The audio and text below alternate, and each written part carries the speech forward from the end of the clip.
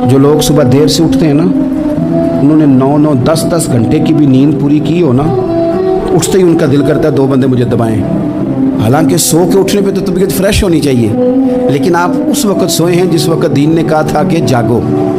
आप हदीस पाक देखिए, अल्लाह के प्यारे रसूल सल्लल्लाहु अलैहि वसल्लम ने फरमाया कि जब तुम सोते हो तो शैतान 3 गिरहें लगाता है, गंडा 3 गिरहें लगाता है तुम्हारे कान में और कहता है सो जा सो जा सो जा, रात लंबी है। हुजूर फरमाते हैं जब बंदा सवेरे उठ के अल्लाह का जिक्र करता है, चारपाई पे उठा, उसने उठने की दुआ पढ़ लिया, अल्हम्दुलिल्लाह कह लिया, अल्लाहु अकबर कह लिया, अल्लाह तेरा शुक्र है, अपने लहजे में किसी तरह अल्लाह का जिक्र कर लिया।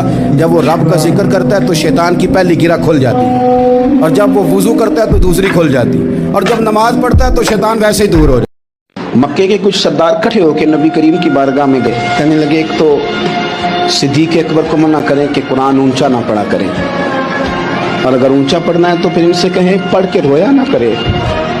हुजूर ने फरमाया अपने घर में बैठ के पढ़ता है, रोता है, तुम्हें क्या है? या रसूलल्लाह, ये अबू बकर सिद्दीक़ जब कुरान पाक की तिलावत करके रोते हैं ना, तो हमारी बच्चियां भी रोने लगती हैं, हमारी औरतें घर का काम काज छोड़ के तो सिद्दीक़ अकबर के दरवाजे पे खड़ी होकर रोती रहती हैं। हुजूर इनसे कहें ये कुरान से जो शगफ है इनका, कहाँ गए मुसलमान जो कुरान पढ़ने वाले थे? बूढ़ा हो गया हूँ, जुबान मोटी हो गई है, कुरान कैसे सीखूं?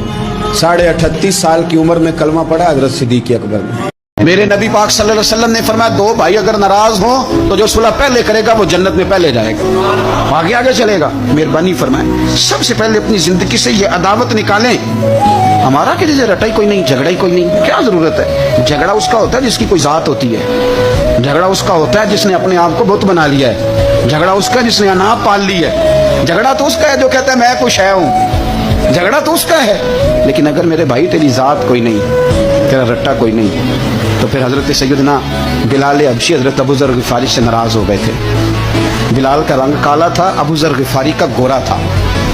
बिलाल मजदूर आदमी थे, अबू ज़र ग़िफ़ारी सरदार थे। बिलाल हबशन के बेटे थे, वो चौधरी के पुत्र थे। लेकिन नबी पाक सल्लल्लाहु अलैहि वसल्लम ने फरमाया अबू ज़र मैं तब राजी हूँ अगर तुझसे बिलाल राजी हो तो सैयदना अबू ज़र ग़िफ़ारी ने 1 मिनट नहीं लगाया, ज़ात का बुत कोई नहीं था, जाके तो जनाब बिलाल के सामने लेट गए, कहने लगे हबशन के बेटे उठा अपना पैर और मेरे मुंह पे रख, मैं दुनिया वालों को बताऊं कि था तो तू हबशन का बेटा, पर मदीने वाले रसूल ने तुझे कितनी इज्जतें अता कर दी। हज़रत राबिया बसरिया रहमतुल्लाह अलैहा पड़ोस में एक नौजवान रहता था, जो हमारे दाएं बाएं लोग रहते हैं ना, जिनके साथ बचपन गुजरता है, बंदा जानता है। तो नौजवान एक दिन घर से बाहर निकला, अम्मा जी उसे बड़ा पुराना जानती थी, बाहर निकला तो सर पे उसने सुर्ख रंग की पट्टी बांधी। अम्मा जी कहने लगे बेटे खैरियत है? तो अम्मा जी सर में दर्द हो रही थी शदीद, तो पट्टी बांध ली। तो अम्मा कहने लगी बेटे उम्र कितनी हो गई? कहने लगा 35-40 साल। कहा बेटे 35-40 साल में कभी दर्द तो नहीं हुआ? कहा नहीं। तो अम्मा जी फरमाने लगे 40 साल अल्लाह ने सेहत दी, तूने शुक्र की एक पट्टी भी नहीं बांधी, और आज दर्द हुआ है तो शिकवे की पट्टी फौरन ही बांध ली है, ताकि सारे जमाने को बताता भी रहे कि बड़ी दर्द है, बड़ी दर्द है।